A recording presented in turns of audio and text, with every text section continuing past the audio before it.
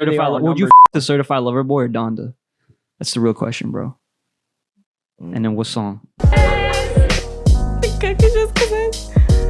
Jesus. 3, 2, 1, and we're live. Thank you, ladies and gentlemen, for joining us on another episode of Geezus. Your host, George Mora. I'm coming back on the show. Your boy, man. Christian Vidal. Yeah. Yo, wait, is this really what you wore yesterday, bro? No, well, the jeans, yeah. The shirt, jeans? No. The jeans, the shirt yeah. looks new. Where'd you get that? Straight out of Yvonne, the Filipino cutie who eats your girl's booty's closet. Oh, wait, that's Yvonne's shirt? Yeah. He just took Yvonne's shirt? No, he gave it to me. He's actually about to come drop some more shit off. He was like, bro, he wanted to get rid of shit. And I'm like, go for it. What? Yeah, that's a nice shirt. OD, bro. He gave me like a whole set of like off-white shoes, too. What the nice. Yeah, all of a sudden, bro, you're like... Right? Yeah, I'm dressed like a Filipino cutie. Crazy. And you got a gold chain. Where'd you get that gold chain, bro? This gold chain, straight off Zelda. I took it off. Zelda, I was gonna be like, yo, Fashion Nova. Fashion Nova. Nah, yeah, Fashion Nova males. You know what I mean? Oh, look, keep you feeling keep you called feeling over. Good. Now she's not gonna bother you. All right, ladies and gentlemen, thank you for joining us back again. All right. Yo, I've tried to redo this podcast so many different times. Like for the comeback podcast, I had Michael and John here. And then the entire audio got like, yeah. Shit, like I couldn't, I tried to restore it. I tried to fix it. I tried to do everything I could, but I couldn't. That shit sucks ass. So you're going to have a whole lip synced video. Yeah, literally. Yeah, I'm just going to dub it out in Spanish. You should. That'd be kind of funny. Is there like an anime theme or something? It was a good story, bro. It was a good story. It was about like John being like conned by like this woman. Like he dated a woman for 2 years. Did you hear about the story yet? No, I don't think so. He literally tells it in poker. It's like he was dating this girl for 2 years, right? Like literally like this past 2 years that we've known him, he was dating this girl. Yes, I remember that. And then I remember. No, I didn't know anything about a condom. Oh no, not a condom. She conned him. Yeah, so I'm saying a con. Yeah. Oh yeah, con. Like basically her name wasn't real. Everything that he knew about her was not real at all. That's crazy. And like for like 2 years, and basically like so he didn't even know her real name. He thought that she worked like in like for the government, and she had like stories about like being a detective or like undercover cop and shit like that. And like now she works in like a military base, and none of that shit is true at all. But she took him out to like expensive ass dinners, like literally on vacations every weekend, bro. Every weekend. What? Her money? So no, not her money. So that's the con. Not her money. What? Yeah, but she didn't con him, I guess, but like she lied to him. She just happens to be like a con artist, I guess. And like she's, I think, wanted like that's pretty by sexy. like the cops or some shit for like some shit. What? It's a little sexy. That's fucking awful, John, bro. You and John, yo, everybody I'm surrounded with is surrounded by fucking like toxic females, bro. My man, you're fucking what, 20? John is fucking 40 years old, bro. You're staring at yourself in the mirror. Show me where you find them, John. Show me. Just point me in that direction. So he was talking about all the different sites he uses, like fucking like Cupid. What was it? Okay, Cupid. OKC. Yeah, okay, Cupid. Okay, Cupid. Okay, yeah. Cupid. Anything but Tinder. Tinder like is not good for like I guess like his age level or some shit like that. Like he'll go on like swinger sites. If you want to find a con artist, you don't go on Tinder. Heard. But yeah, no, man, that's crazy. Bumble's cool. How are you dating? Are you on Bumble? Or are you on Okay Cupid? Or are you on Tinder? Nah, man. I find love at the bar. You just find love at the bar. Where you go. That's your thing. As where Ed Sheeran said. Yeah, it's like the line. Is that really what he said? Something like that. Yeah, you find love at the bar, not at the club. That's true. Yeah. I mean, for you it is. Yeah. You be getting a lot of pussy at the fucking bar, bro. Jameson. Yeah. Everybody in poker is like, oh, Christian don't fucking come to poker no more because he's clapping cheeks, bro. Every time he comes back, he brings back some fucking girl. It's weird. Yeah, that's crazy. It's weird. Fun. Like I don't even know where she is from. I always think she's from Florida or some shit. Oh, which one? You see? Why you have to ask that, bro? He's like, which one? See, like that, bro. Remember that girl, that like white girl that you brought in, the girl the sun, the girl that was like a little clingy. I think you said. Yeah. What happened? You still seeing her? You still talking to her or not? I actually just slid in her DMs yesterday. Oh, really? Yeah, I was feeling lonely. Is she from Florida? No, but she could be. Right. I was gonna be like, yo, I'm right. Nah, she's straight from Straight out of Compton. Yeah, straight out of Compton. Straight out of the 36 Chambers. Wu-Tang Clan. Staten Island. Yeah, man. Actually, like one of my sister's like first friends in Staten Island. Funny enough, like in 4th grade. Wait. That girl, and you met her at the bar? No. No. Okay. I see. I thought you met her at the bar. No, it's just so easy to get buns sometimes when you're just like, yeah, I run a bar. Is that how you Staten Island folk do it? Pretty much. Well, no one in Staten Island runs a bar, but yeah. Does everybody in Staten Island fuck each other? Yeah. I mean, yeah, if you fucked one, you fucked them all, definitely. Yeah. I would definitely say that.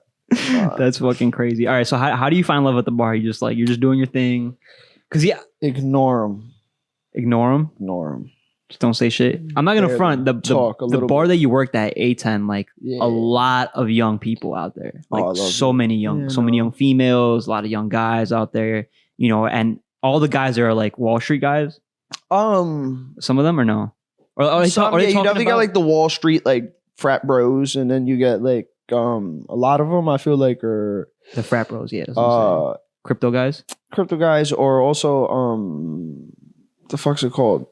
You sell like property. I'm tripping right now. My boy does real estate. Yeah. Like brokers. Real estate brokers. Yeah.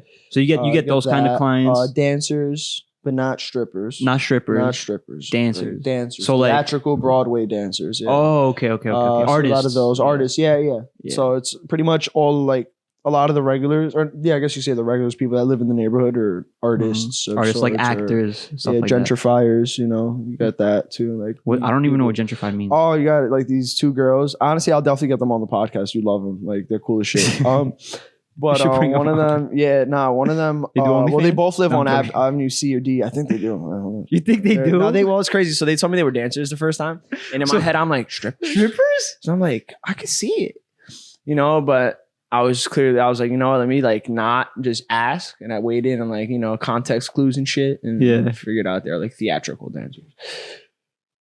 But so like actors, actors, like acting and shit like that. Like everybody in the restaurant industry kind of does that. Yeah, that's always, I guess, right? Like that's like the best part of the industry is you get to work minimal hours, make most money. So what kind of? So are those the kind of girls that go like a lot of them? Yeah. Really? Yeah.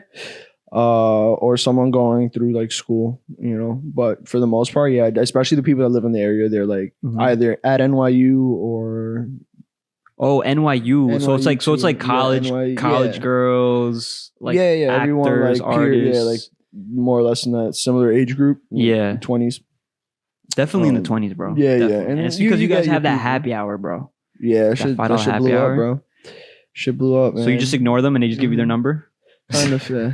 No, really? At the end, all I'll do is at the end, I'll just be like, yo, like, I'm sorry, I was busy, like, come back though. And then, like, I'll shake their hand all nice and shit. And they'll be like, oh, okay. And then, like, 2 days later, they just sit down at the bar and they're like, you look like if he reminds me. Like, if he remembers me. You look like a Poppy Don, bro.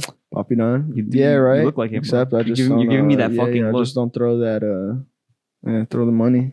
Give the camera that look. Your Poppy Don look. Bro, he's gonna fuck. He's gonna fuck tonight, guys. Bro. Come back. He's gonna fuck. Subscribe. He's gonna fuck. Click that like button. Yo, bro, you fuck the subscribers, bro. If they came on, you fuck them, bro. I swear to God. But nah, man. All right. But anyways, yo, you're leaving that bar. You're moving on to another bar. Yeah, man. Which is funny because we always have this conversation, which was good though. Like I like that. I feel like you're like a nomad, like a bar nomad. 100%, bro. I wanna get my name out to as much as to as many bars as possible. And you know what I mean. Every time my name's there, it's is he at A10? Oh, that's the guy from like Up Shop. Oh shit, like where's he at now? Like like we got to go see. Something that like my boy Mikey told me.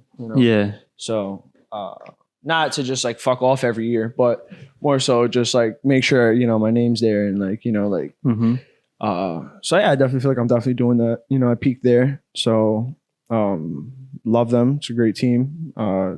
Just not for me anymore. Just not for you anymore. Not for me anymore. I got Yvonne there, so like Yvonne, the bar's in like great hands. So yeah, it's time for me to move on. Beyond that, what's your like mental state like? Like trying to move on. Like finally, you're just like, I mean, what you're good at is you're good at like hitting that threshold where you're like, yeah, like I don't got to be there anymore. A lot of people would just kind of like put up with it for like years on end and stick to that job, and they don't really want to be there because like they're like like I could look for another job, but I'm not. It's not that bad, or making excuses like for you like the whole devil that you don't know is worse than the devil that you do know kind of thing, you know. Yeah. So for you, I feel like it's a lot easier now, right? To just like kind of be like, yeah, like I've hit it. I know I've hit it. I know when I reach this point. Yeah, and then I'm definitely confident within my abilities, you know, behind the bar, or just like I guess as a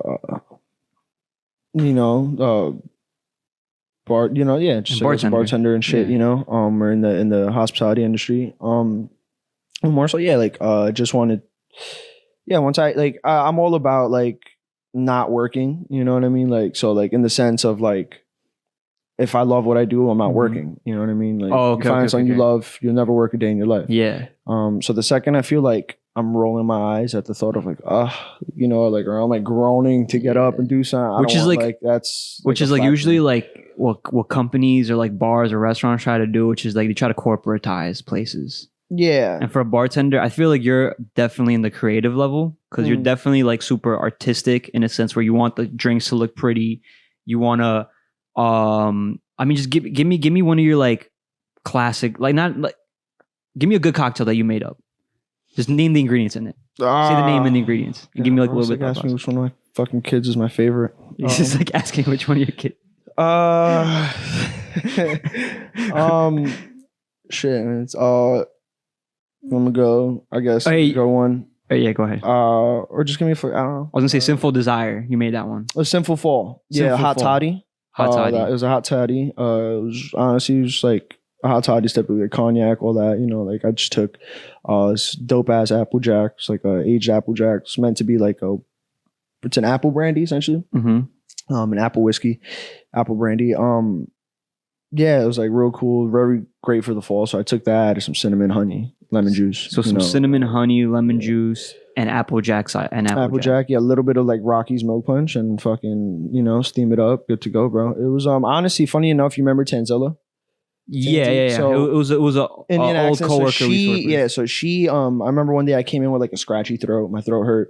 And she was like, oh, like she was like a nurturer, right? Like she was like, oh, honey, like come here, I got you. Yeah. She went and grabbed like dehydrated lemon, a fucking lemon twist, gave me lemon, honey, ginger, like all that. And so I was just like, dude, I can make this into a cocktail. Like looking back on it, you know, like last year when I was making the menu, I was like, dude, I can take what she made because I used to love it. Like it was great for every time I felt sick. Like it got to the point where I started coming in drinking it just to drink it. Yeah. Like, and then I was like, dude, I can make this a fucking cocktail.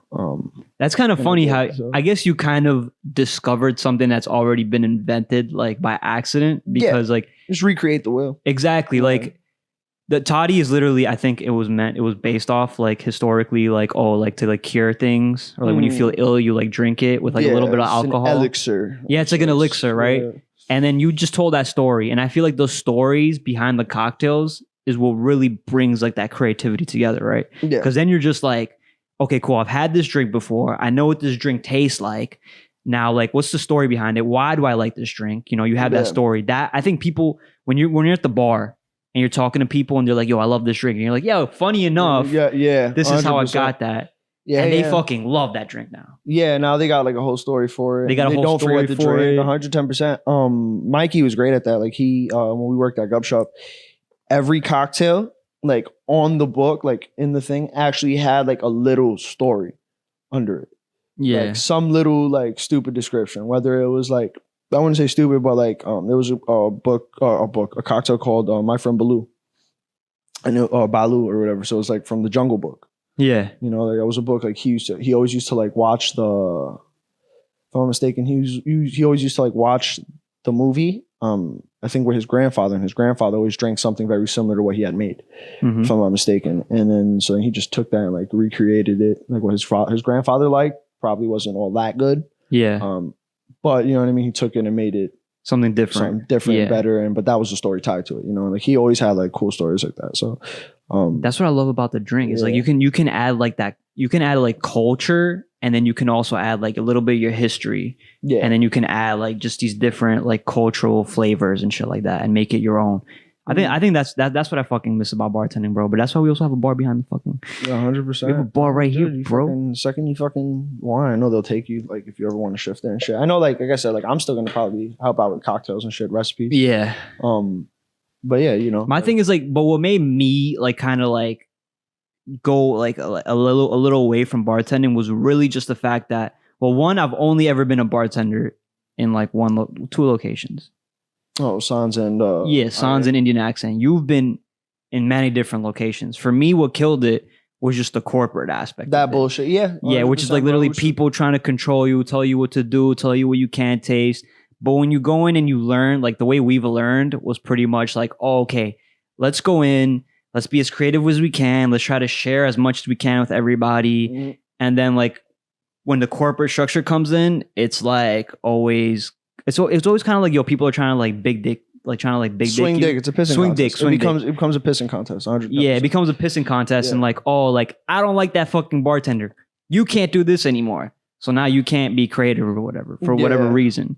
100%. And it's just like, that's fucking bullshit, bro. I hate that shit. Yeah, nah, man. It definitely gets tough, you know, when people for some reason feel like, you know, because I guess their attitude is always like big business wins. Yeah. So, you know, maybe like let's just follow their footsteps. But like, you know, it's not always one size fits all. Exactly. You know, so especially with like smaller businesses like that. But yeah, I mean, ultimately, yeah, that's literally once I start seeing that type of stuff going on, like I'm very like, all right, cool. Like, I'll take a step back, you know, like kind of try to evaluate myself or, you know, see if something I did or they did or whatever. And then ultimately, yeah, it was fun as fuck, but yeah, it was definitely very corporate. It did make me, I feel like, a better bartender though too, you know, just because it taught me how to deal with certain people, like types of people, you know, you're always going to run into those. Right. But, yeah. Well, yeah. I mean, we worked in like in a place that offered a prefix course, which means you had to get 3 dishes. You had to spend $75 if you sat down. Just sit down. And then there were some like snobby ass people, and it's like, if you were to go to Applebee's or like, or maybe not Applebee's, I don't know, but like some real shitty diner or some shit, the service you get is like fucking whack, right? Or like, I don't know. I think in most places, honestly, I've been with like my girl, like, you know, we go out, we eat in like, maybe in her corporate kind of restaurants, like her sister restaurants. And like the service won't be as good, like the way we learned it. Like they don't really try to go out of their way to help you, in which they taught us to really go out of our way to help everybody, which is an example would be like, oh, like maybe you see some sauces, right, on the table. Yeah. And one of those sauces is gone. We immediately just spot that and we bring up that sauce. And they're just like, oh shit, like this is amazing. Like, yo, thank you so much. Like, it's like for me, like it was something that like I had put on my resume after I had like left IA. The sauces? No, I was like, the sauces? Having you can never have too much sauce, ladies and gentlemen. But no, the solving a problem before it becomes a problem. Before it becomes a problem, before they even realize that the problem's there. Yeah. You know, like, or answering any of their questions before they even knew it was a question they were going to have. Right. Exactly. So like, that was always like, to me, what like hospitality, or one of the big parts of hospitality was, you know, making them feel at home as much as possible, you know, seamless. I'll never forget, like when, you had explained, I think it was Paul Downey that explained it to you, but you explained it to me, about, like Rolls Royces and shit. Yeah, that means how like they're like seamless. You don't see like the nuts and the bolts and shit. It's everything's like fucking exactly. Like so it wasn't a Rolls Royce. It was an Aston Martin, right? And they're like, do you know like it was such a great like the guy I worked for, Paul Downey. He was like such a great way of like making you envision like what we're trying to be. And he had this little like story of like, oh, like this Aston Martin. He's like, do you guys know like what's underneath the Aston Martin? Like why Aston Martin is such a big brand name? And everybody was like, oh, like James Bond, or like, oh, it's because it's worth millions. Because people guns come out the headlights. Yeah, shoots missiles. Because people, shoots missiles. Got the ejecting button, and everybody just kept like saying why the Aston Martin is a beautiful car, right? And then he was like, yeah, fuck all that. He's like, you're right, but fuck all that. He's like, the reason why the Aston Martin or like luxury cars are what they are is because when you open up an like when you literally like tear it apart, like just break it open and you look at the bolts underneath the car, like the way the car is made, like everything is just sharpened out, fine-tuned, and it looks perfect. Like they go out of their way to make that The small things. the small things look perfect. And it's something you're never gonna see. Right? You're never gonna see that. But when you do, but since it's there, it's like it adds like that extra level of like finery or like finesse. Yeah, finesse. Yeah. And that's like that's such a weird analogy, but like it did stick with you. And Yeah. for me, like the last week, like I've been like kind of like looking at like self-help books or shit like this. So the relax, girl. Like, yo, she gets that. She just hand. gave me this look like you just got him to say something to me, bro. No. So all right. So my whole point with this whole analogy thing was the fact that basically like a lot of the times that we're like working, Yeah. right? People don't see the hard work that we're putting behind the scenes. You know what I'm saying? Yeah, it's And it- seamless. yeah, and it's meant to seem seamless. Exactly. Seamless. And it's like, we're not supposed to show, like, we're not supposed to talk about like, oh, like, yeah, we do all this hard work or like all this shit. Mm. It's like, we don't talk about it and we do it by showing it. We do it by acting like properly. You know what I'm saying? We go out of our way for people and before they even notice that, right? Yeah. Before they even know, we go out of our way to solve problems before they even know there's a problem. Yeah. And then when the problem is solved, like And before their and eyes, catches it, yeah. they're like, oh, like they feel so much more grateful inside because they didn't have to say anything. They didn't even have to think about The it. funniest thing to me was like when someone dropped a napkin, but they didn't know they dropped it. So you come over and you hand them a napkin. They're like, oh Bro. my God. Like, and they're like, oh, I didn't even know. These guys are so good. First world problems. Yeah, literally. The 1%ers problems. But, It's so funny because like, no, but they're mind blown. They- Like, you know, and it's that, but that was like one of my favorite things to do. Yes. It was like, and it was so small, you know, but like it went a long way. a to long them, to way. other people, And you know what's like, so funny is that I literally went to like this fucking restaurant, like upstate, like Blue Hill Stone Barns. It's on Netflix if you want to watch it on Chef's Table. Look up Blue Hill you Stone can Barns. catch them in the corner table. You catch me. I'm on the set. No, I'm joking. But like when I went there, like, bro, everybody like, you know, moves out of your way. They all greet you like smiling. They're all like looking, observing, making sure like all your silverware is good. And bro, I dropped my napkin 3 times from my lap, bro. The first time I did it on purpose just to fuck with it and see if it worked, bro. And they did it. They came up. And then the last like 2 times, bro, like I didn't even notice that I had dropped it.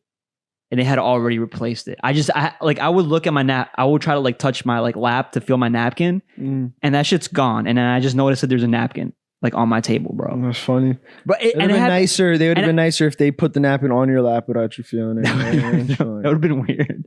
Just, like, that would look over and the waiter's just like, like sucky. And they just come suck your dick and just Yeah. dip. You don't even notice. bounce. It's just like, Handies oh, under the table shit. for everybody. It's like, so I was saying.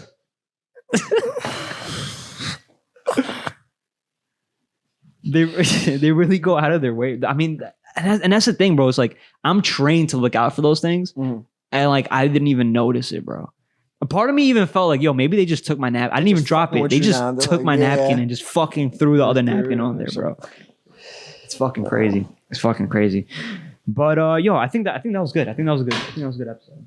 Yeah, man. It's like a nice little 25-minute episode. Anything yeah. you want to add on? Oh, wait, add on. Sorry, my bad. I keep cutting you off. No, I was gonna You just say- open your I was mouth gonna- like you're gonna. Oh yeah, no, I was literally gonna respond to you. Like about no, I don't know. What do you want? All right. Last conversation. We got 5 minutes. All right. Certified lover boy or Donda? Oh. Because I know this is a good question for you because you're an actual music guy. You love fucking listening to music a lot. So certified lover boy or Donda? I've definitely been bumping Certified Lover Boy more. A lot more. But I do, there are tracks on Donda that fucking slap. Mm-hmm. Don't sleep on Kanye. You know what I mean? Don't sleep on I think he's not Kanye. going to take this L lightly. This beef definitely isn't over. You think it's an L? I mean, bro, like Drake had all like the Dallas Cowboys on his shit. Like right before the game, like the reporters were like Donda or a Certified Lover Boy, and everybody was like Certified Lover Boy. The whole football team with a huge following.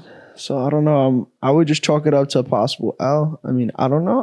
Honestly, who the fuck's really losing, right? Like they're both exactly. But Exactly. like, I mean, between them two, right? They have this beef or whatever, right?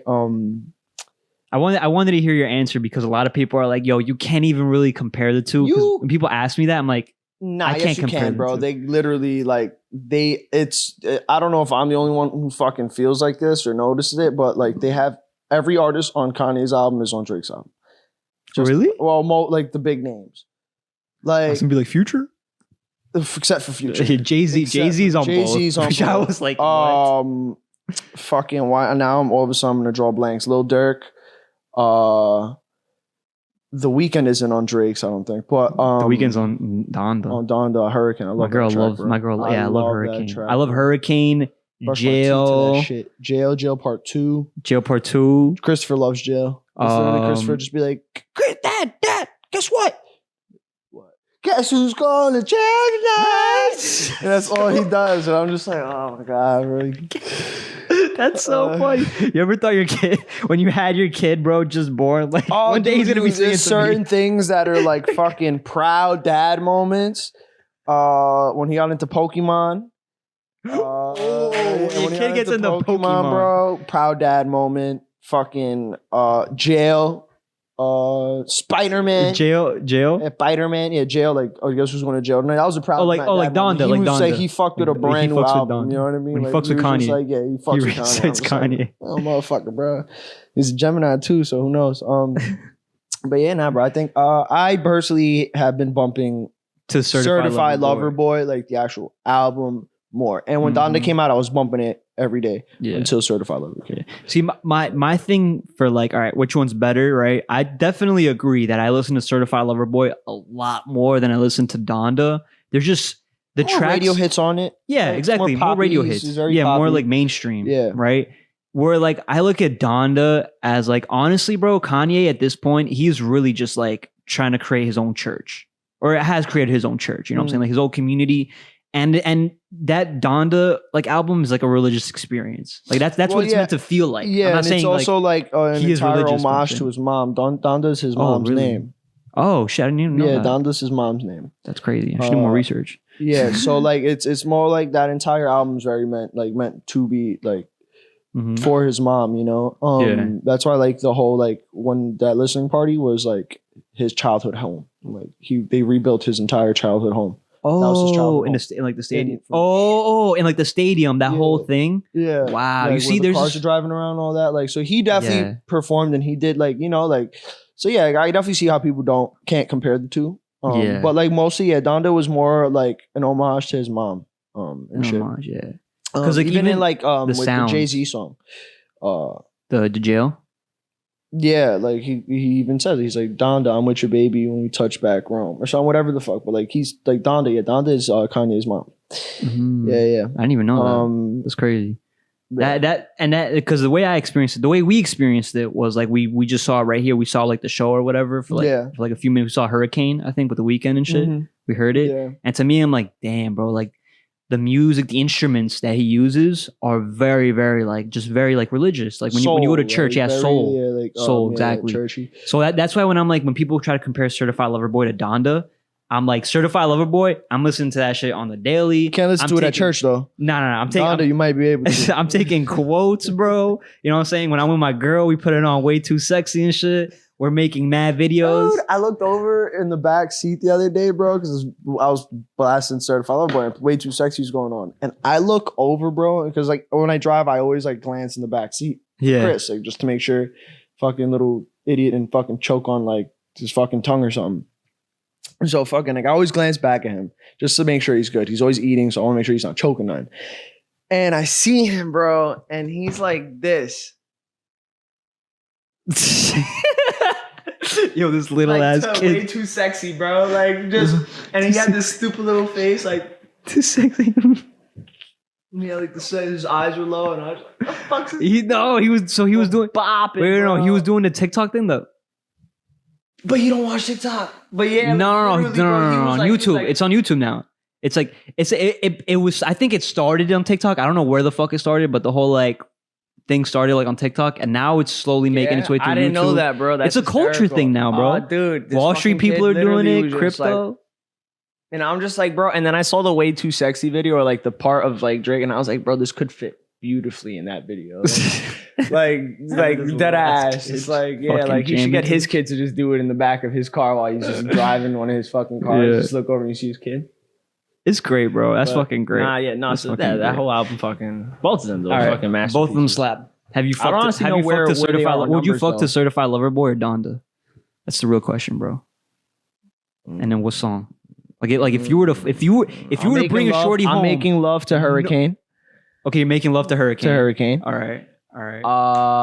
So specifically, he said love. I'm making love to Hurricane. So that means like that's some emotional, like love making. But I think you can make love to any one of the Weeknd songs. You know, Pretty much. Certified Certified Lover Boy. What track? I think I could fuck to any song. Any song Certified Any Lover song Boy? Certified Lover Champagne Boy. Poetry. Champagne poetry, especially, bro. Yeah, that's where like the That's hot so wax good. comes down. That's when the hot wax The hot comes wax comes down. That part. All right, bro. You're gonna start making pornos now. Right, that's it, bro. He's Yo, gonna catch be on on OnlyFans now, bro. OnlyFans. I'm gonna be top 2% content creators, guys. You heard it here first. All right. Thank you, ladies and gentlemen. Don't forget to leave a like, comment, and subscribe down below if you Subscribe. like this episode. And Come back, guys. Subscribe. come back. Missed you. Peace. Later. Ooh.